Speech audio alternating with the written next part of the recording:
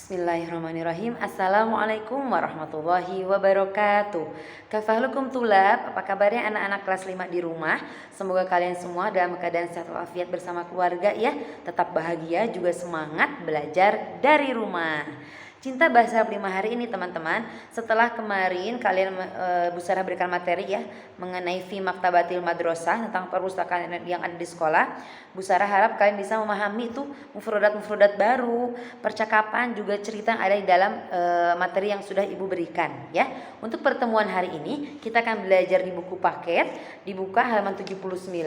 Kita akan masuk di materi fi maktabatil adawatil kitabiyah ya. Fi maktabatil adawatil kitabiyah. Nah, di pembelajaran hari ini ada mufrodat-mufrodat yang harus kalian baca, juga kalian hafalkan teman-teman ya. Kemudian dikerjakan tuh latihan satunya teman-teman tentang tulis mufrodatnya. Jadi supaya kalian bisa hafal juga dan membaca mufrodatnya, kerjakan latihan satu ini di buku paket halaman 80 sampai 81 ya teman-teman ya. Kemudian di pembelajaran hari ini itu Bu Sarah akan mengajarkan yang penting tentang al-qawaid, yaitu tata bahasa teman-teman. Silakan kalian buka buku paketnya di halaman 83. Di sini kita akan sama-sama belajar tentang apa itu khobar muqaddam, mubtada muakhar juga na'at ya. Jadi ada khobar muqaddam, mubtada muakhar juga na'at. Nah, sebelumnya Bu Sarah pernah memberikan materi ini ya. Kita akan mengulas kembali ini di buku paket. Ada apa itu pengertian mubtada, juga khobar, juga apa itu naat ya teman-teman ya. Nah, khobar itu adalah letaknya itu sebetulnya setelah mubtada ya, karena mubtada itu subjek, khobar itu objek teman-teman. Jadi mubtada itu subjek dan khobar itu objek. Nah sekarang kita akan belajar bagaimana dalam bahasa Arab menjadi objeknya yang di depan, subjeknya yang kedua teman-teman. Jadi kalau kayak di bahasa Indonesia bisa ya, objeknya didahulukan baru subjeknya. Jadi bukan subjeknya yang di depan teman-teman ya, kayak gitu. Nah di contohnya di sini kita bisa lihat di kalimat langsung ya teman-teman ya. Kita bisa langsung lihat di kalimat teman-teman.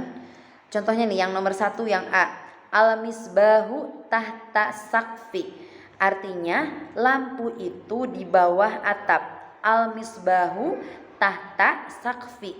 Lampu itu di bawah atap. Sekarang kita mau ubah menjadi khobar muqaddam. Jadi tahtanya di depan.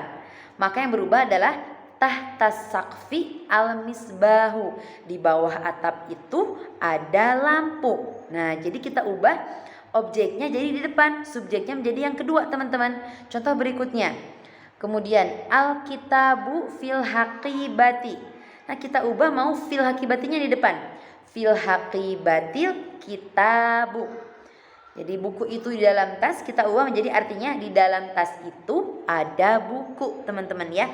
Jadi kita mengubah bentuk susunan kalimatnya antara subjek dan objek pelajaran ini, di mana menjadi objeknya di depan khobar muqaddam, kemudian subjeknya jadi kedua mubtada muakhar. Itu ya teman-teman ya.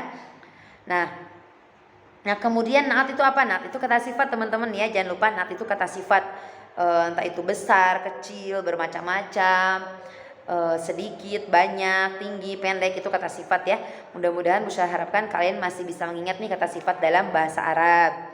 Nah, contohnya dalam kalimat naat nih ada di buku paket contoh nomor 1. Contoh kalian menggunakan pola khobar muqaddam, mubtada muakhar dan naat. Fil maktabati kutubun mutanawwi'atun. Di perpustakaan ada bermacam-macam buku ya. Jadi filnya di depan gitu ya, objeknya di depan. Yang kedua, janibal madrasati maktabatun kabirotun. Di samping sekolah itu ada perpustakaan yang besar.